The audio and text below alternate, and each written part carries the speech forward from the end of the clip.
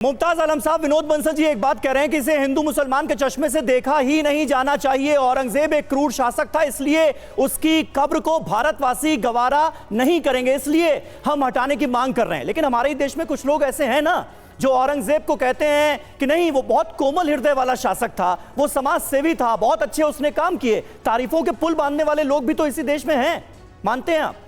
समीर साहब, बहुत बहुत शुक्रिया कि औरंगजेब को लाए के हमका दिए लड़ाए, औरंगजेब को लाए के हमका दिए लड़ाए, कुर्सी इनको चाहिए जनता बस चिल्लाए।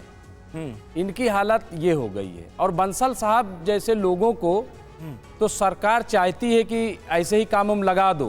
क्यों लगा दो, मैं बताता हूँ। उसकी वजह यह है कि अगर ऐसे कामों में नहीं लगाओगे तो सनातन बोर्ड की मांग करने लगेंगे, ऐसे कामों में नहीं लगाओगे तो कहेंगे गौ माता को राष्ट्रीय पशु कर दो, ऐसे कामों में अगर नहीं इनको लगाया जाएगा बंसल जी को तो कहेंगे कि अब तक गंगा माता जी साफ क्यों नहीं हुई, अब तक जमुना जी साफ क्यों नहीं हुई। अगर ऐसे कामों में इनको नहीं लगाया जाएगा तो ये शोर मचाएंगे स्लाटर हाउस क्यों चल रहा है, नंद किशोर गुज्जर जैसे ये लोग भी सामने आ जाएंगे।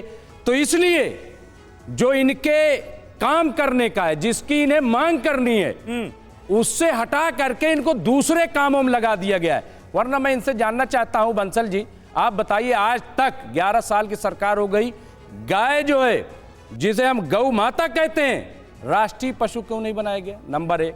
आप बताइए क्या वजह है कि स्लाटर हाउस अभी भी खुले हुए हैं? नहीं, लेकिन अभी भी एक मिनट मुमताज, नहीं सुनिए आप भाई, ये तो सरकार की परेशानी बढ़ा रहे हैं ना, सरकार को चेतावनी दे रहे हैं। सरकार टेंशन में है, प्रशासन जो है वो टेंशन में है कि भाई क्या होगा।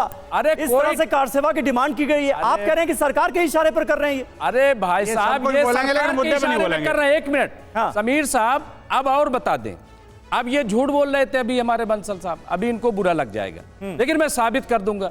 ये कह रहे था मैं तो कानून तोड़ता नहीं हूं, कानून के साथ चलता हूं। आप बताइए, कानून को नहीं तोड़ते, कार सेवक कर रहे हैं।